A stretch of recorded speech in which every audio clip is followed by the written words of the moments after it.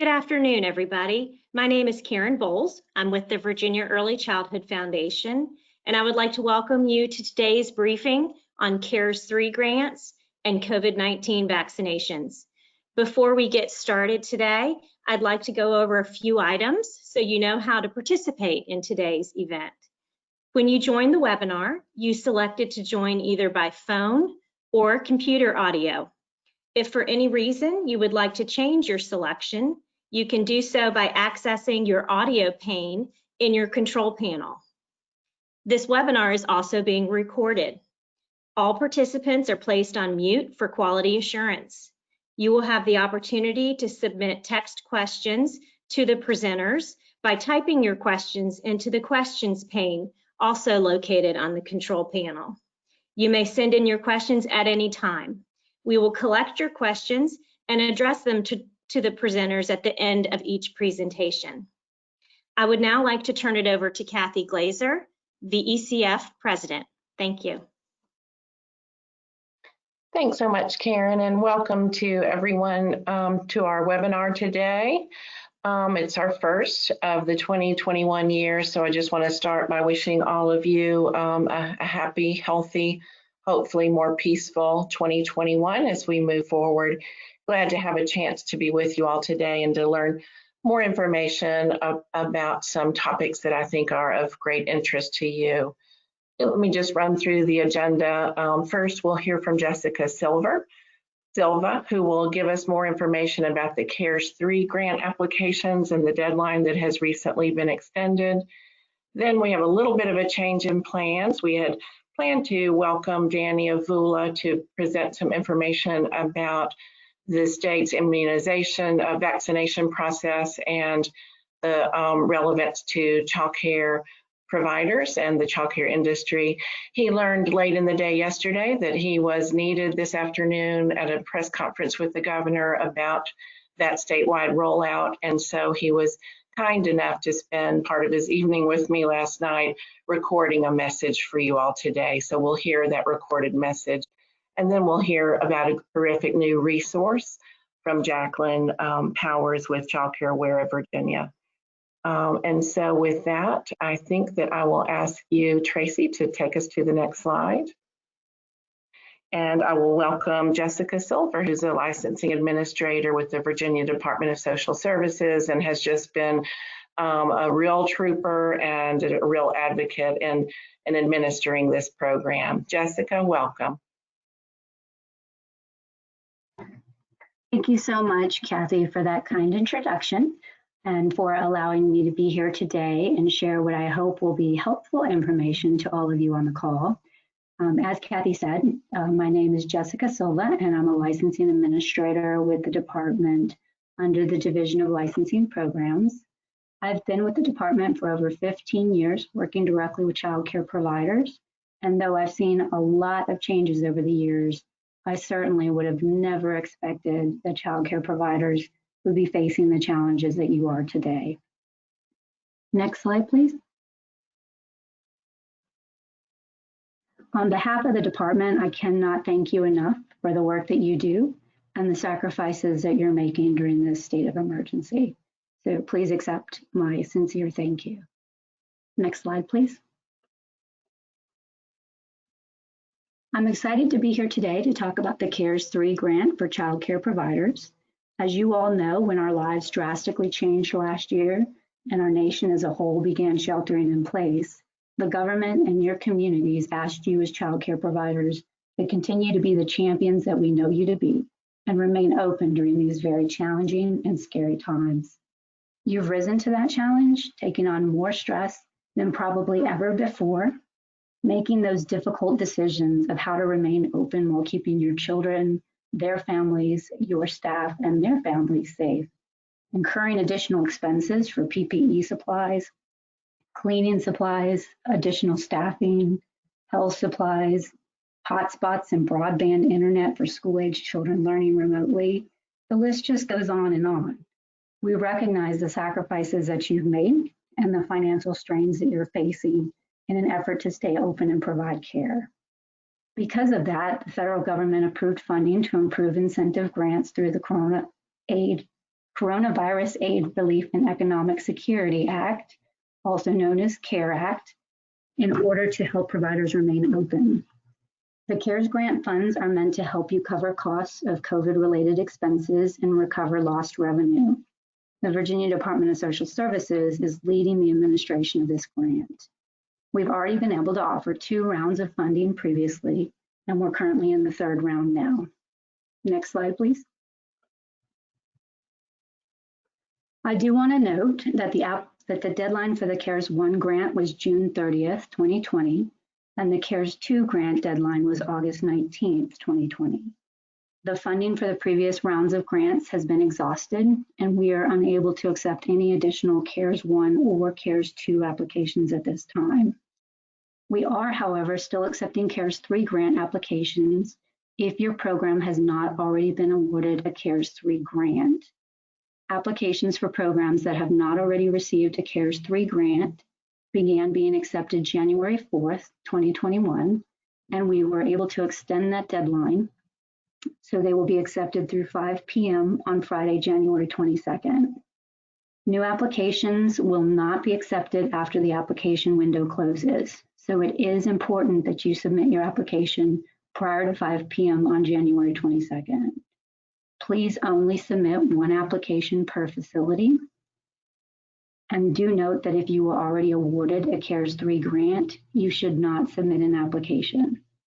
If your program previously received a CARES 1 and/or a CARES 2 grant, and our records indicated that your program continued to offer care when we moved into the 3rd round of funding in December, you were automatically awarded a CARES 3 grant.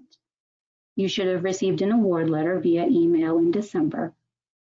It is worth noting that the award letters were sent to the email address provided on your previous grant application. So if the email address for your program has changed, you may not have received that award letter, though it was sent. If you have any questions about whether or not you've already received a CARES 3 grant, and you don't remember receiving that notification, please contact our CARES grant team by emailing askforcare@dss.virginia.gov. We'll be happy to help you, and that email address will also be displayed at the end of this presentation if you need to hear it again. I also encourage you to please check your spam or your junk folder in your inbox for any correspondence that may have come from the department, but ended up in that folder instead. Next slide, please. So who can apply? Well, eligible programs include, of course, those who have not already received a CARES 3 grant. You're going to hear me say that several times. In our existing licensed family day homes, voluntarily registered family day homes, a local ordinance family day home with a permit from Fairfax County, Arlington County, or the City of Alexandria.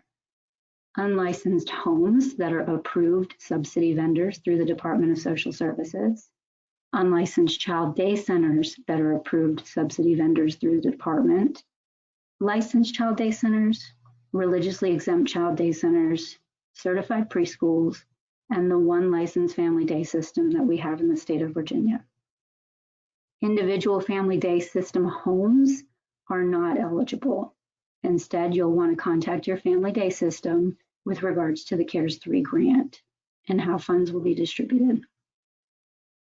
Also, to be eligible, your program must be open to provide care for children, and you must be following the current COVID-19 health and safety guidelines. Those guidelines are posted on the department's website for your review at any time. We are aware that due to the positivity rate within the state, your facility may be required to temporarily close for a few days or a couple weeks per the Department of Health. This does not make your program ineligible because you've still been open and operating.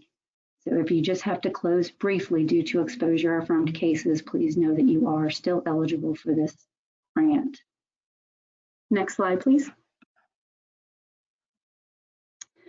For the CARES 3 grant, applications are only being accepted online. In an effort to streamline the process for providers and expedite the review of applications, an online application was created. You can access that application through the website, https:// www.dss.virginia.gov/cares3, or you can download the COVID-19 Virginia Resources mobile app on your cell phone through the App Store or Google Play. Next slide, please. This screen shows an image of the welcome page of the online application. The mobile app site looks very similar, but do be advised that when you first open the mobile app, it defaults to individuals. So you would need to select businesses in order to find the CARES 3 grant information tile. Once you're able to find that tile, you can simply follow the prompts from there. But you can see on this screen that the option on the left allows you to apply for the grant. And there are two options on the right to either edit your application or upload documents. When you access the website or mobile app, if you're submitting your initial CARES 3 grant application, select Apply for Grant. If you've already submitted an application, but you need to make corrections or upload additional documents, you will select Edit Application or Upload Documents, depending on what you need to do. Again, please do not submit more than one application per facility. Submitting duplicate applications delays the processing time and cannot be considered. When you submit your application, you will receive a confirmation email of receipt providing a unique application ID number that you can later use to access your application if needed. Please use care when you're completing the application. Take your time to thoroughly read the information to ensure that you're providing accurate information on your application. Some common errors that we are already coming across when we're reviewing applications is not including your provider or facility name correctly. Information entered on the application, such as your provider or facility name, your facility address, and your capacity, must match the information on your license, your permit, your certificate of registration, or your exemption letter. So please refer to that document while you're filling out the application to limit errors. For example, if you provide care from your home, you will need to list your name as the provider name because that's the name that the license or permit is issued under. This is also applicable to religious exempt programs. Since exemptions are issued under the name of the religious institution, that's the facility name that would be listed on your application, not your doing business as or your trade name. Additionally, when you're filling out the application, you'll be required to enter information about your legal entity. It'll be helpful if you refer to your W-9 form when you're completing this section of the application to ensure that all information entered on your application matches the information on your W-9 form exactly. If your application is incomplete, you'll be notified of the needed corrections or documents, and you'll be afforded the opportunity to make those corrections. So by no means is it a one and done situation. We want to make sure that you all are able to successfully complete these applications. The grant team will be reaching out by phone, and you will also receive an email from do-not-reply@dss.virginia.gov informing you of the needed corrections. Incomplete applications cannot be considered for funding until all required information is provided. Once your application is complete and your information has been verified, you will receive an official award letter via email. Please check your email regularly for any correspondence from the department. Also note that if you try to edit your application or upload documents, you may receive an alert that your application is under review. Don't panic if you receive that. It just means that we're working to review your application. And as soon as it's been reviewed, you'd be contacted if any corrections are needed, at which time your application will be unlocked and you'll be able to edit it or upload documents. Next slide, please. After you complete your online application and submit the application electronically, you will arrive at a web page verifying receipt and offering you an option to upload documents. I encourage you to have all of those items ready to submit and upload at one time to expedite processing of your application. Required documents to upload include a copy of your current license from the department, your certificate of voluntary registration, your exemption letter, or a copy of your local ordinance permit, depending on your program type. This document should not be expired. If it is expired, however, because we do know that the department and other offices are experiencing a backlog due to the pandemic, you will also need to include the expired copy along with a letter or email of good standing from your inspector. You also need to upload a completed W-9 form. This is a one-page IRS information form that's used to provide your taxpayer identification number and legal name to the department. It essentially allows us to provide payment to you, and without it, we cannot award a grant. We recommend the use of a Virginia W-9 form, but we can also accept the federal W-9 form for those of you who already have that form completed. The Virginia W-9 form link can be found in the latest CARES memos sent out to providers and posted on the department's website if you need a blank form. And lastly, you must upload official supporting documentation related to the Social Security number or employer identification number that you listed on the W-9. Acceptable documents for a Social Security number include your Social Security card, a copy of your taxpayer identification number, a copy of a previously filed tax return listing your name and Social Security number, a recent pay stub, W-2 wage and tax statements, an SSA 1099 Social Security benefit statement, or any other tax document showing your full name and full Social Security number. Acceptable documentation for an employer identification number includes any documentation from the IRS that lists the legal name and the EIN.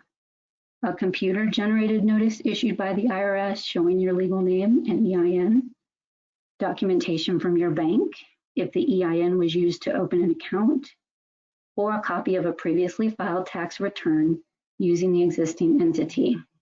Again, the Social Security number or employer identification number on the supporting document must be fully displayed along with the legal name, and it must match the information that you've provided on the W-9 form. Next slide, please. So here's where I'm going to ask for your help. The department has already sent out mass email notifications to all providers in our licensing system using the email addresses we have on file. We've posted informational memos on the department's website. We've partnered with our local ordinance contacts to notify their permitted providers of the grant. We just sent out a survey to providers who had not already received a CARES grant, making sure that they are aware of the information. And we plan to follow up next week via phone with programs that do not reply to the survey. But we know that there are providers out there that we still have not reached, and we need to get this information out about this opportunity to as many eligible providers as possible. Your networks are extensive. Child care providers form bonds, and so I'm encouraging each of you to reach out to your peers who may not already know about the CARES 3 grant and to share this information with them. We want to be able to offer this financial support to as many of you as we can, but we need your help in doing that. If you have any other ideas of how the department can get this information into the hands of providers that are hard to reach, we are certainly open to ideas. Please feel free to offer those suggestions in the chat box or email the grant team. Though we know that this is not an end-all solution to the challenges you all are currently facing, the grant can at least provide some relief to child care providers. Next slide, please. If awarded a CARES 3 grant, as previously stated, you will receive an official award letter via email, and payment will be sent through the mail soon after. Please allow sufficient time for delivery of your payment, as we have received reports of delays through the Postal Service at this time. Thus far, we have already received over 900 online applications, though some of those are duplicates. We're in the process of working diligently to review and process the applications as quickly as possible because we know you all need this funding. We will be in contact with you as soon as we can get to your application, but due to the volume of applications received, please allow up to 4 weeks to be contacted. Again, we're going to do our best to get in contact with you sooner.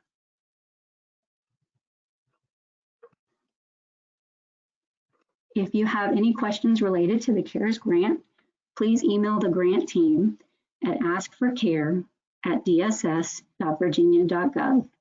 If you need a team member to call you by phone, simply indicate that in your email and we'll be happy to accommodate your request. We want you to be successful with these applications and we are here to help. I'm happy to entertain any questions at this time related to the CARES 3 grant.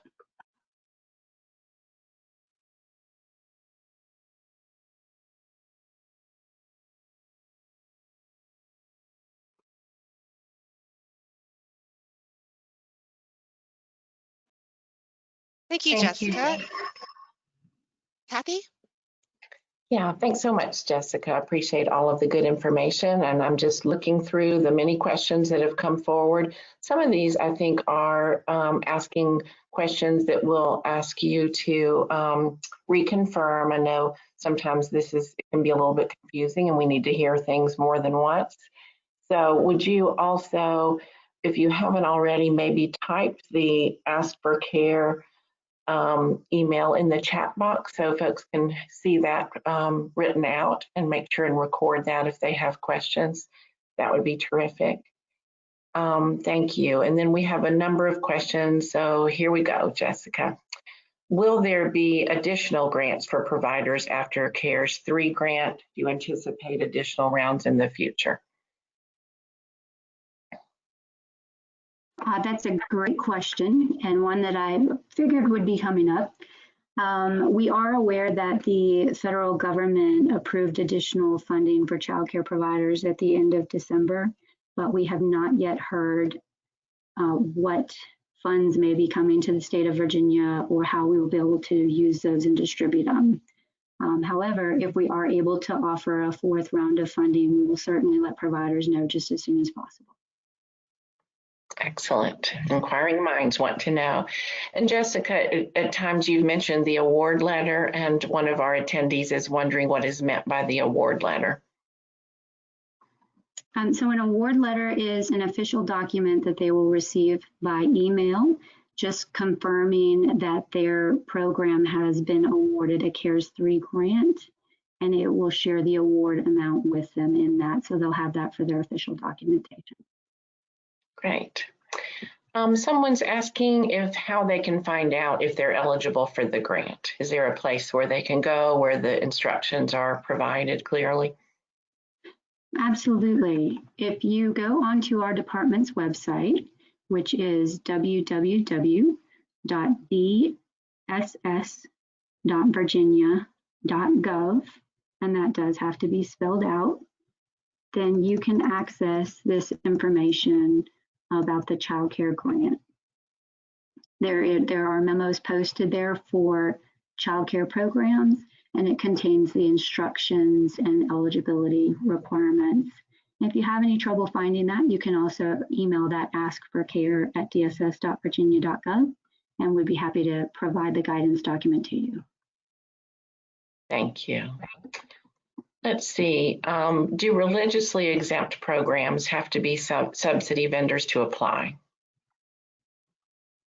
No, they do not. Religious exempt programs that are approved through the department are eligible regardless of whether or not they are subsidy vendors. Thank you. Another attendee is writing, how do I receive an application ID number in order to submit? The application ID number you will actually receive after you have submitted your online application. When you access the application either through the mobile app or the website, You will apply for a grant, and when you've submitted that application, you'll receive that unique ID number that you can later use to edit your application or upload additional documents. We have received some reports that individuals did not receive the confirmation email with the application ID, and we've been able to verify that's happened if an email was entered correctly on the application, in which case just email the grant team and ask for care@dss.virginia.gov. We'll be happy to look up your grant for you and provide that ID number. Thank you. Here's another one. I thought if you already received funds from CARES 1 or 2, you are not eligible for CARES 3. Please clarify. Great question. If your program received a CARES 1 and or CARES 2 grant, and our department was informed that your program was still open and operating and offering care, you were automatically awarded a CARES 3 grant. And you should have received an award letter informing you of such. Those award letters were sent out in December.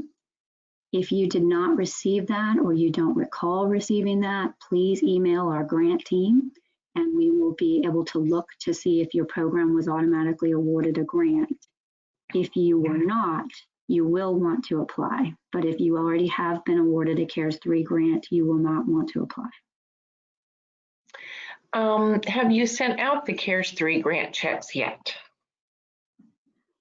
The grants that were automatically awarded were sent during the month of December. Payments started going out December 10th all the way through December 24th. And so there may still be some delays with those payments being received by you due to Postal Service delays. Please allow sufficient time for it to arrive. If your check still remains uncashed after 45 days, we will follow up with you all to determine if we need to reissue a check. Thank you. Now here are a couple of questions that are a little bit linked, but hopefully you can address both. One attendee is wondering how much is awarded per center, and another is wondering the average amount of awards being granted. So maybe you could talk a little bit about CARES 3 and the formula or the amounts that are provided in those checks. Sure, great, thank you. And that's a great question. We did actually have to change the award amounts for CARES 3 to use a different format than we did for the first 2 rounds of funding, because we needed to make sure that we had sufficient funding to be able to award grants to all programs that submitted a complete application. So for the CARES 3 grant, if you are applying for the first time, unlicensed homes will receive an award amount of $1,000. Licensed homes will receive an award amount of $2,300. And then centers are based into 2 groupings. If your center has an approved capacity of 100 or fewer children, the award amount is $12,900. And if your center has a capacity of over 100 children, the award amount is $25,600. But please be reminded, unless your application is complete, you will not be awarded a grant. And we can only award grants as long as funding remains available. In terms of the average amount, I don't have those figures right off the top of my head, so I'm sorry I can't answer that. Okay. And then in terms of those who are going through the application process now, is there a way to anticipate when those checks will be, you've talked about receiving an award letter. Do you have any sense of when the checks will be delivered? It's really going to vary, and I know that's an important question, but it is as quickly as we can get through the applications. Once an application is deemed complete and has been officially approved is when a program can expect that award letter, and shortly thereafter, payment will be processed and sent out. So I wish that I could give a better time frame than that, but again, please do allow us at least 4 weeks to review your application due to the volume of applications. I think that's helpful to know just what to anticipate. So thank you, Jessica. And then a few more questions, and thanks for your patience in all these rapid fire Q&A. Would you repeat the types of documentation for identification number? Employer. Absolutely. For the EIN, absolutely. Acceptable documentation for an EIN includes any official documentation from the IRS that lists the legal name and EIN, a computer-generated notice from the IRS showing your legal name and EIN, documentation from your bank if the EIN was used to open an account, or a copy of a previously filed tax return using the existing entity. And there's also, that information is also found on the memos that were emailed out as well as posted on the website if you need that information again. One of the attendees is wondering when they can start on the application. Applications are currently being accepted. They will be accepted until 5 o'clock on Friday, January 22nd. So feel free to go on to that application and submit it as soon as possible. If our current enrollment is lower than the licensing document, which number do we use, the current enrollment or the number we're licensed to serve? It's actually your approved capacity, so whatever is on your license, regardless of what your current attendance is. Okay. I'm going to ask you two more. It looks like you're knocking out most of these questions and answers. I was awarded CARES 1, but have not received an email for CARES 3. What would you recommend? Please email askforcare@dss.virginia.gov. You'll need to provide your contact information, and if you have your CARES 1 grant number, that would be helpful as well, so that we can look up your information. We'll be able to confirm whether or not you were already awarded a CARES 3 grant, or if you need to apply because our record showed that you were closed. Jessica, can you answer this question? Are CARES grants exempted as income like the PPP grant? Great question. And CARES grant is actually considered income. In terms of taxes, I can't necessarily provide tax guidance. However, the child care relief funds are considered income, and so 1099s will be sent for payments over $600 if your legal entity requires a 1099. But it is a grant, it's not a loan, so you do not have to pay the funds back. Thank you. Is there a paper application available? For the CARES 3 grant, we are only accepting online applications. All right, and I think I'm going to ask one more. I think we'll end on a note that seems very hopeful. And then Jessica, we may circle back to you later if we are able to take a few more questions. There's still a good number in the question box. But I like it that someone is asking, when can we begin to apply for CARES 4? I like that question. You probably can't answer it, but I just like the hopefulness of that. Jessica, thank you so much for answering so many questions and providing this information. I know some of the questioners have asked if this webinar recording will be available. It will be available immediately after the webinar, and we'll be sending it out by email to all registrants. So thank you for that. And if you can stand by, we may circle back to you for more questions in just a little bit. Absolutely, thank you. Thank you. And now, Tracy, next slide, please. And I think as we start into this section, I believe our faithful GoToWebinar operator is going to give a little bit of tips about how to best hear the next part of this webinar. Thank you, Kathy. For this portion, we're going to be showing a video.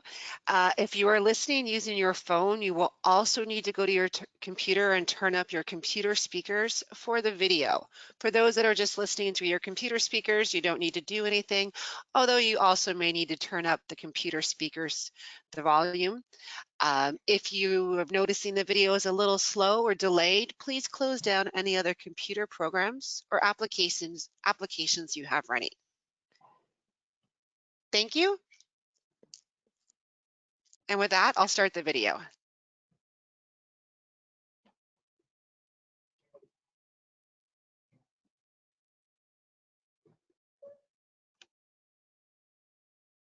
Danny Avila, thank you so much for spending a few minutes with us this evening. I'd love to start just by asking you the question, what do you most want childcare providers to know about this vaccine? Well, I think all of us would agree that this has been a pretty brutal year. I mean, just living through the last 10 months and having to make such drastic changes to our lives and, minimize contact and wear masks and all of the stuff that has made life difficult and made connection difficult. But we are at a point where there's actually a hopeful path forward. And so I think the first thing I would say is that uh, the the vaccine is the way out for our society. All of us want to get back to normal life. We want to, not have to wear masks anymore. We want to go back to school in person. We want restaurants to open back up fully, and I don't see how that happens without a significant portion of our population getting vaccinated. Mhm. And especially for these individuals who are essential workers, and for all of our essential workers to go back to work, it's so necessary for them to be able to be healthy and be able to be, on site and with children. And yet that comes, of course, with additional risks. Yeah, And without.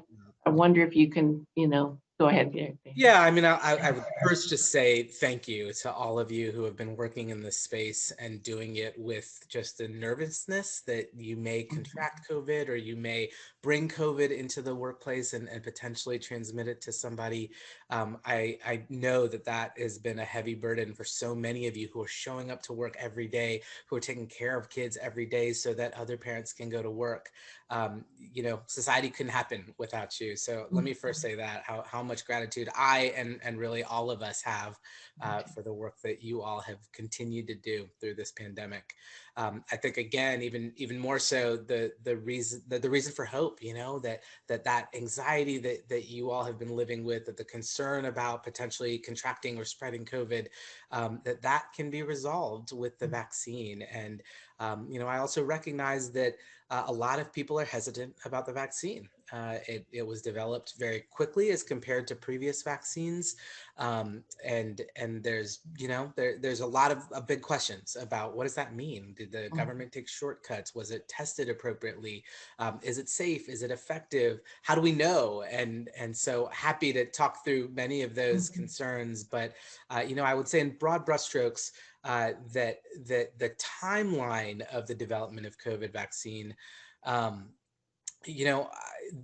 there's never been a situation like we have lived through in this century, at least, and there's never been a context where there has been so much focused attention, so much money that has been focused on a solution, so much collaboration between among the global society, and the advancement of technology has been remarkable. And so the confluence of all of those things have led to really remarkable results as it relates to getting a vaccine created and manufactured and distributed.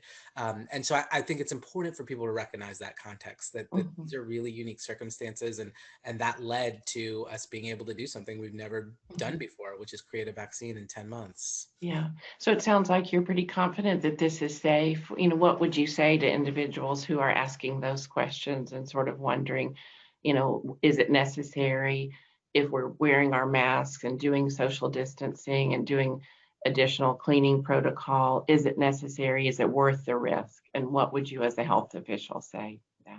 Yeah, I think the things that we're doing, particularly in the context of our workplace and childcare, following the protocols, wearing masks, doing the distancing, having the kids wear masks, all of those things were really important, and I have no doubt helped protect you and helped protect kids, helped protect your colleagues. Um, but the reality is that outside of very controlled environments like the ones you work in, that we don't always adhere to those, and we've seen just massive spread of COVID. And we, at this point in January of 2021, we are seeing higher rates of COVID than we have at any point during the pandemic. We thought we were seeing high peaks early on in the summer when we hit that first peak in June and then a subsequent one in August. But the rates of COVID that we're seeing across the Commonwealth are almost 4 times that in some areas. And so, that's having real implications. We're seeing increased people getting hospitalized. We've continued to see people die every day of this disease. And so I would say that, yes, those things that we were doing are really important and will continue to be important, but they're not going to provide the long-lasting protection that the vaccine does. And if we want to curb the transmission of disease, if we want to stop the spread and really be able to start getting back to some sense of normalcy again, we're going to need to get to what we call herd immunity, the idea that enough people in our community are immune so that you stop seeing that kind of rapid spread through communities. And at this point, we don't know exactly what that number is. We estimate that it's probably about 75, maybe 80% of the population that needs to have immunity. Now, and you can get immunity in a couple of ways. Obviously, vaccination is the primary way that people become immune to most diseases. But also, having had COVID confers some amount of immunity. Now, that's tricky because we don't know how long. We know it's about at least 3 months, and we have not seen many cases around the world, but we have seen a few where people contracted COVID early on in the pandemic back in February or March in different parts of the world, and then subsequently contracted COVID a second time. And so we know that there is at least a small subset of the population that, their immunity may only last 6 to 9 months. Maybe it lasts longer. We just don't know yet because this is so new. And so that's why we're really encouraging as many people as possible to get vaccinated so that we can get that herd immunity and be able to kind of get on to life as we knew it. Yeah, so it sounds like vaccinations are good for the providers, good for the children and the families they serve, and good for society at large. Yeah, absolutely. And I think that the concerns again about, why would we do this? I think we do this to protect ourselves. We do this to protect our community. And that's just, that's exactly right. I think we need to do it for each other. And just one more point before we get to more sort of logistical questions about actually getting the vaccination. I just want to sort of put words to this, the fact that some of our, especially women of color, our providers of color, have historical reason to have some concern about, sort of trusting and being comfortable with this. Anything that you would say to ask them to consider as they make this decision? Yeah, for sure. I mean, first, I think it is just so important to name that there are absolutely real and legitimate reasons that many members of our Black community have questions about vaccine and are not super trusting of the government or of public health. And, you look back at our history and you see times of forced sterilization and experimental surgeries, and obviously Tuskegee being probably the best known experimental or process that the government really enacted on Black people.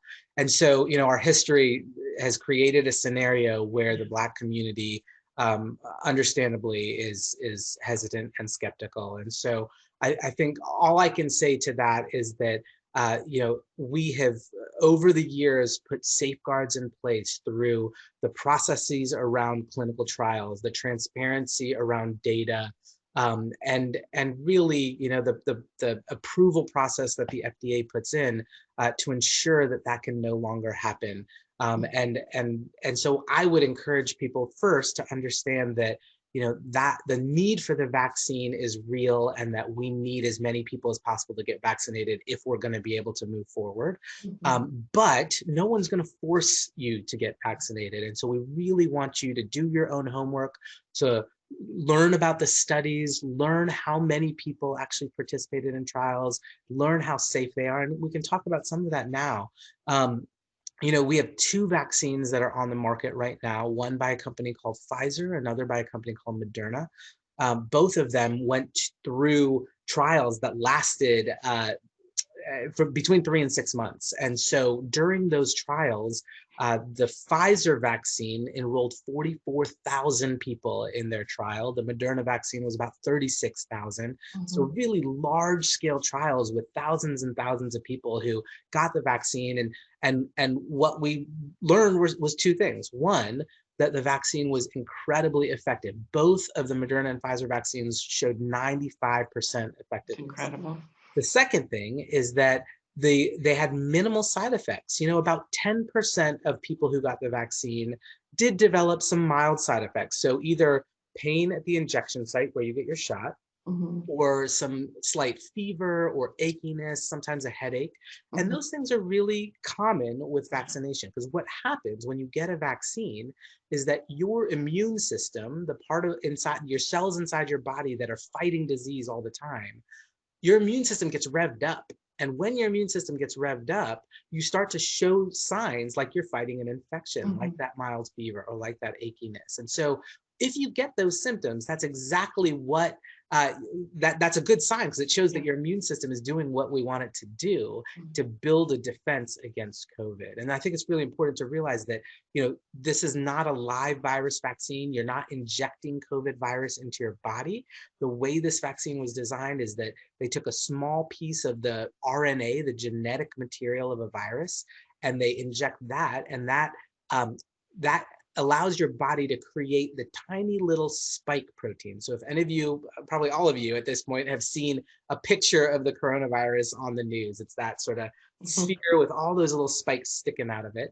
And that spike is what your immune system responds to. And so you're not injecting the live virus, you're not even injecting a dead virus, you're injecting a small piece of genetic material of the spike itself. And so it is an extremely safe vaccine. We've not seen any serious side effects. But I want you to look that up and see that for yourselves before you make that decision. That's terrific. I mean, information is power. And so I really appreciate your sharing those details. And I'm sure we'll be able to share some sites that folks can go online and read more about this, because I think it is really important to arm ourselves with that information. So let's shift now to thinking about the logistics about it. What can you tell us about what's the method for distribution, or for actually, delivering the vaccinations? We've had some providers reach out and say, will we be able to get these at our center? Where will we need to go? This may vary across regions, but just folks are wondering how that's going to work, how they need to show up in terms of getting the vaccination. So, one of the things we recognized at the beginning of this was that there was not going to be a huge dump of billions and billions of doses of vaccine at one time, that it was going to take time for a vaccine to be manufactured and to make it out to different parts of the country. And because of that there were going to be limitations of the amount of vaccine available at any time, we needed to prioritize certain groups that were at highest risk. And most of you will remember, particularly early on in this pandemic, that it was the nursing homes and assisted living facilities and group homes that were ravaged by COVID. It's where we saw the biggest outbreaks. It's where we saw the most people lose their lives.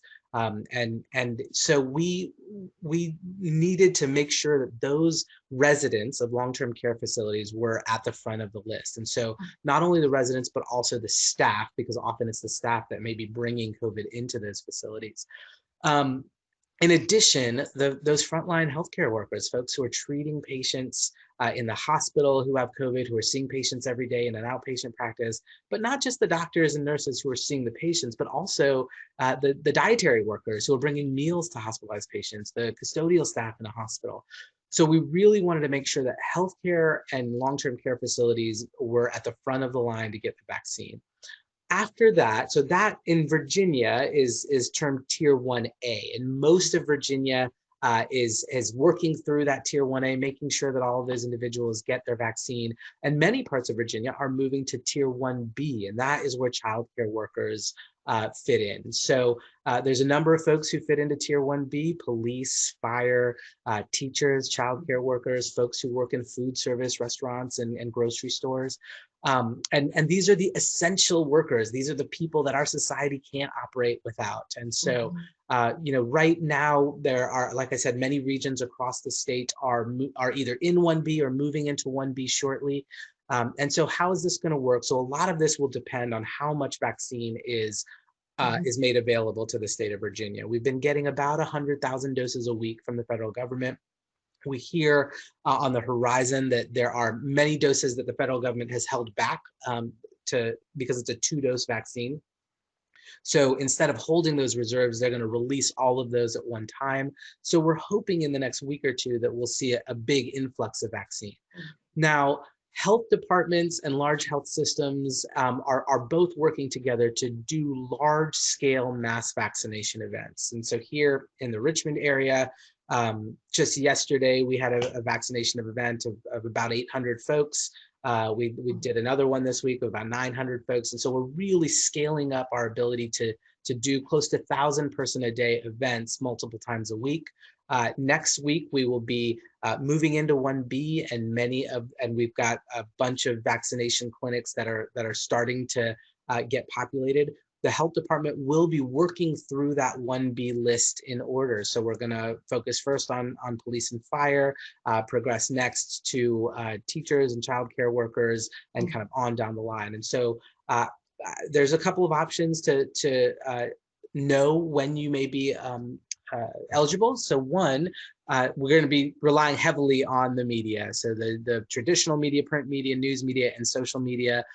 There will be a lot of messaging that goes out telling people what phase we're in and what clinics are going on. Additionally, there is a site on the main page, vdh.virginia.gov.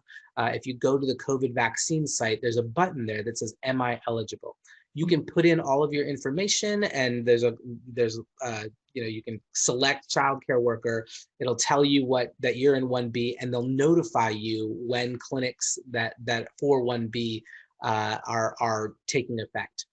So in addition to these large scale clinics, as soon as we get more vaccine, we're going to start pushing it out to private doctors, to federally qualified health centers and free clinics, and to pharmacies. So we know that we've got to have multiple channels that people can get vaccinated through.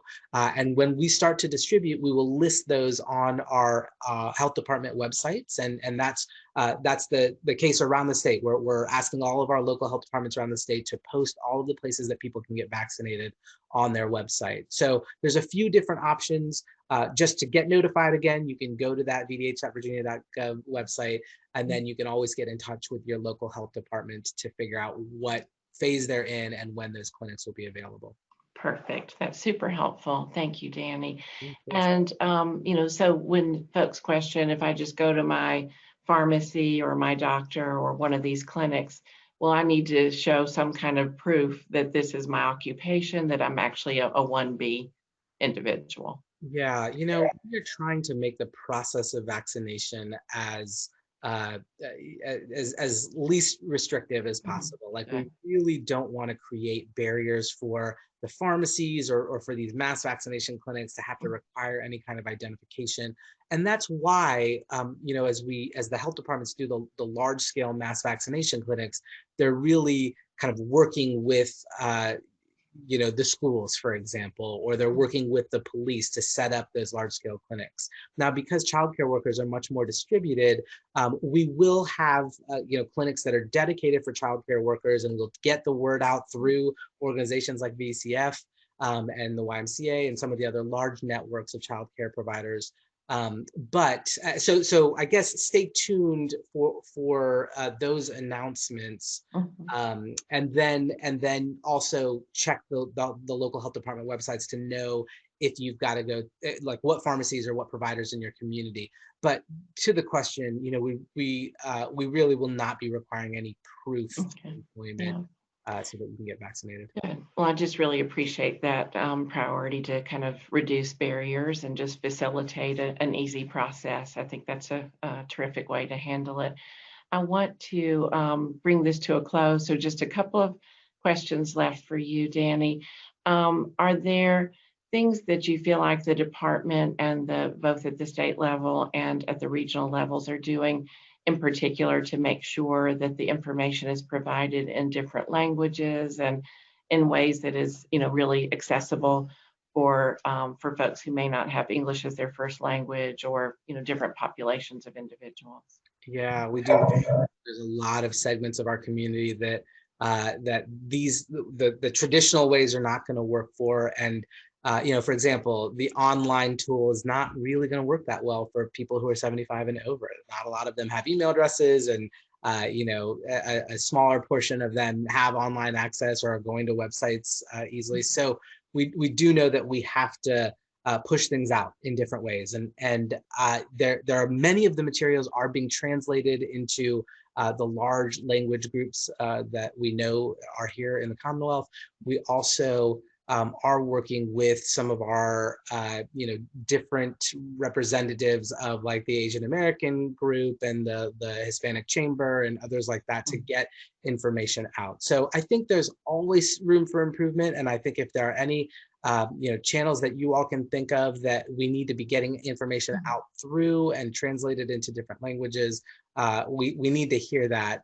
But our communications team is absolutely recognizes that we need to translate into the main languages that live here, and try to get it out through as many of those existing networks as we know. Yeah, sounds terrific. Well, I'm glad to know that we can hopefully be of some help in making some recommendations. And hopefully when we speak to our group tomorrow, they'll have some great ideas that we can pass along to you.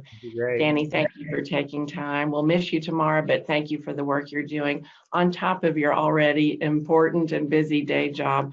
You are providing such an important service to the Commonwealth, and we all thank you for that. Thank you, Kathy. Take care, everybody.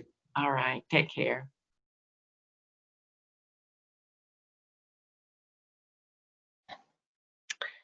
Thank you, Tracy, for bringing us back to our main screen.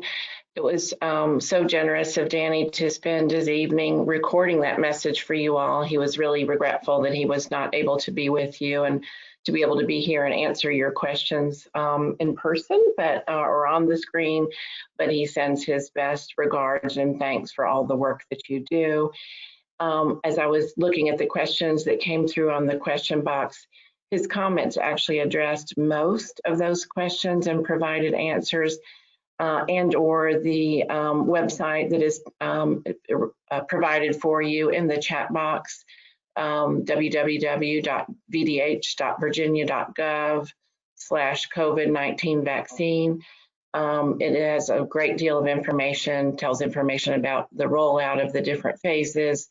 Every region is on a little bit of a different pace, so I'm sure it can be very confusing, but the information is there for you and will probably more and more be forthcoming.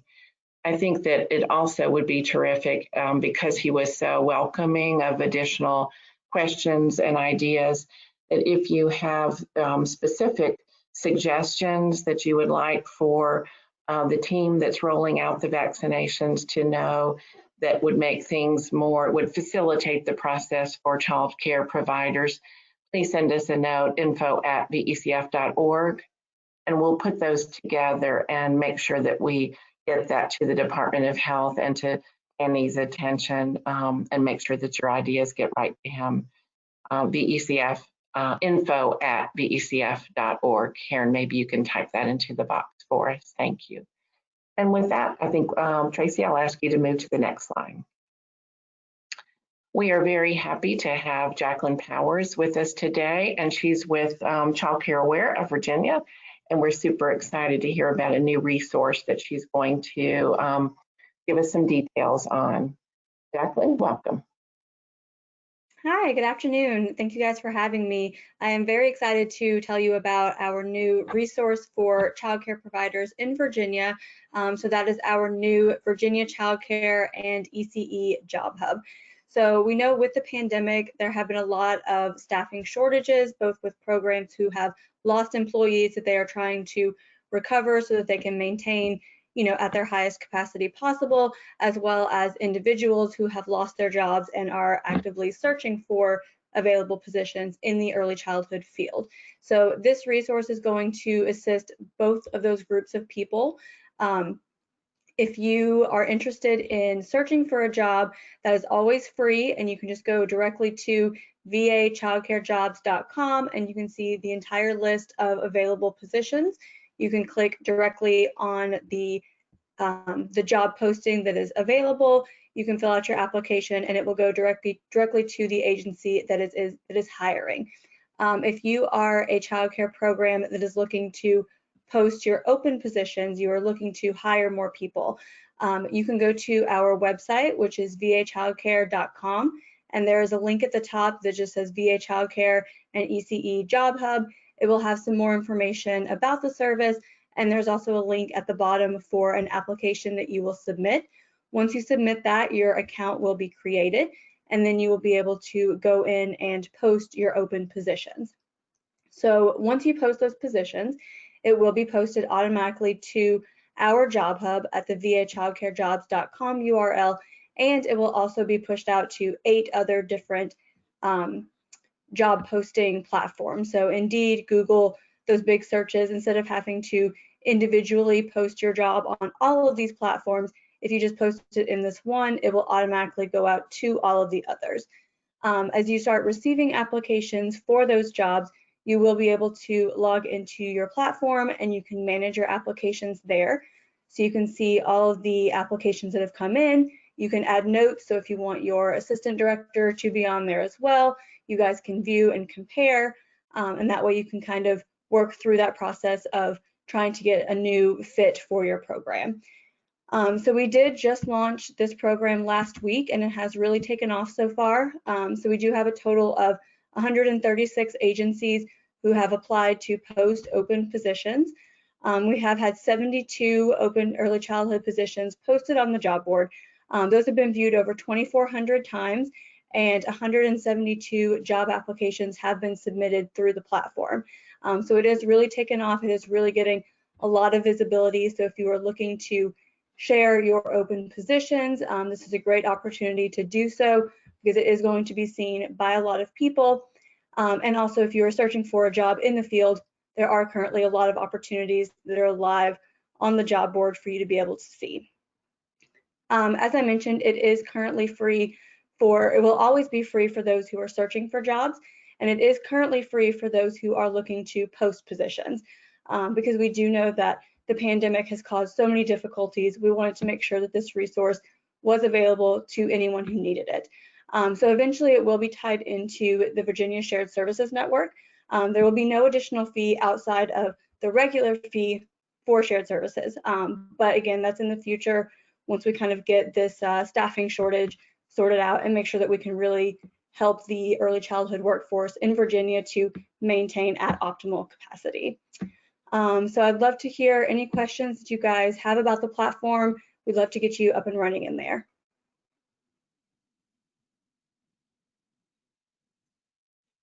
Excellent. Thank you, Jacqueline, for that succinct but really exciting update about this resource. And I know some questions came forward that I think you answered in terms of the cost being zero for now for users.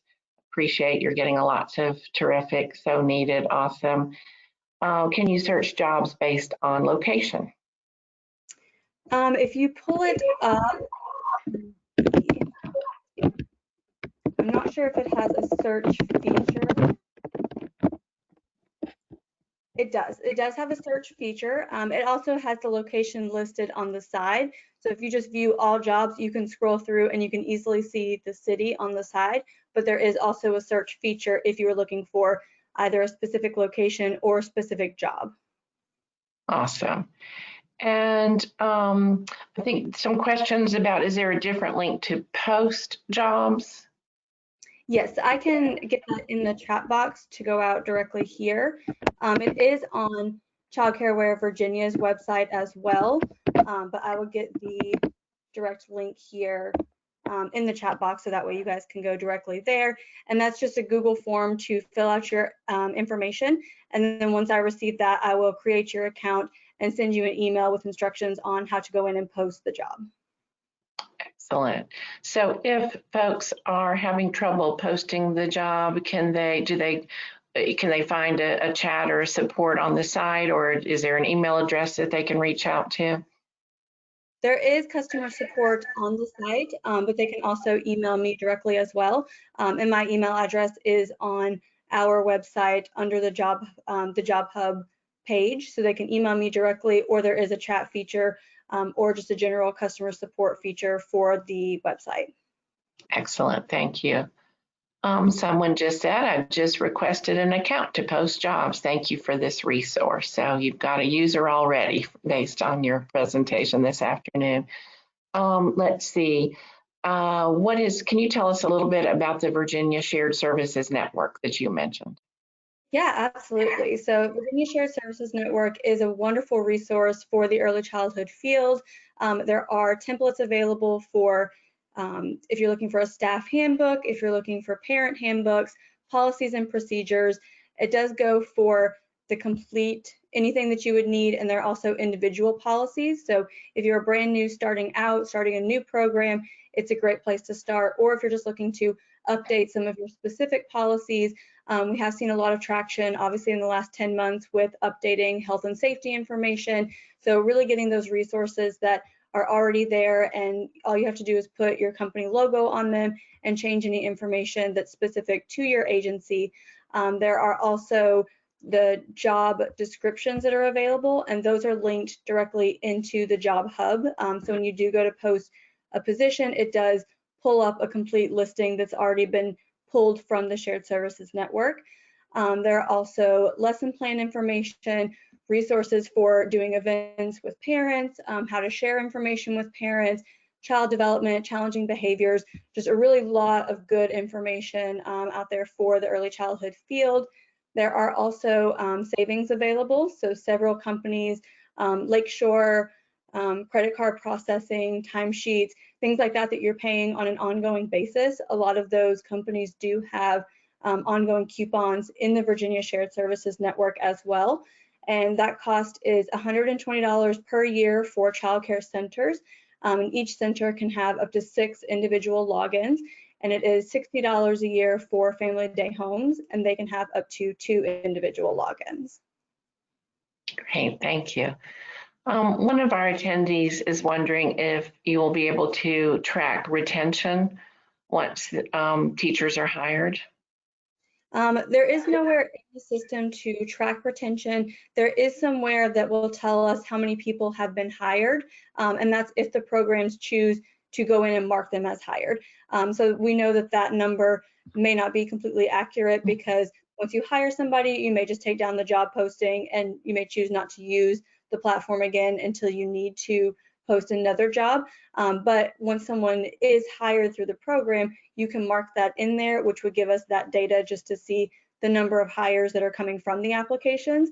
But we don't have anywhere in there at this time that would track retention based on the service. Got it, thank you. If anybody has additional questions for Jacqueline, now is your chance.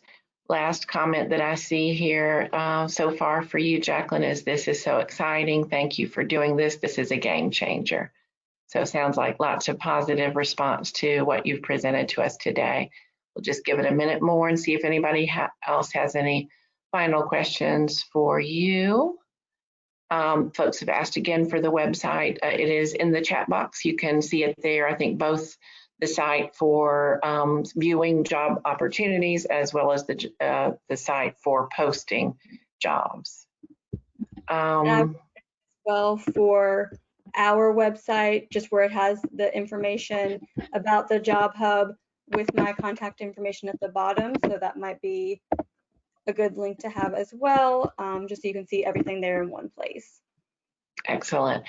And is there a place on your website where they can find out more or sign up for the shared services option? Yes, let me link that in here as well. All kind of resources and websites to share. Thank you very much. Absolutely. All right.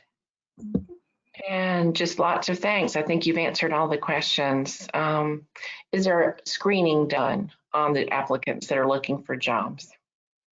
No, so that is solely on the agency who is hiring for the position. There is a place for you to track your own background checks, fingerprints, things like that that you can document in the notes, but there is no screening that has taken place outside of that. Great. All righty. Well, I think we'll leave it on this note. An attendee wrote, the webinar is very informative. I want to thank everyone for all the information, and I do too. Jessica Silva, Jacqueline Powers, and of course, in absence, Danny Avula, such terrific resources that you all have shared with us and information, and appreciate the 500 attendees who joined us today to learn about these opportunities. We will be sending the information out to all attendees through an email. The information will also be posted on our website, vecf.org. We'll also be sending it out through social media, so you'll have lots of opportunities to get the recording of this webinar. A number of you typed in the chat box that you would like to be able to use the recording, especially of Annie's remarks about the vaccinations, to share with staff and to encourage staff to get the vaccination. So we're happy to hear about ideas for using it in that way. Don't forget to send suggestions that you may have. We have all the suggestions that you have typed into the chat box that we can pass along if you have additional feedback, info@vecf.org. We have a couple of different briefings that we are planning for next week. So with that, just want to thank everybody for your attention today. Thanks to Tiana and Karen and to Tracy working behind the scenes to make all of this work. And thanks to all of you. Have a great afternoon.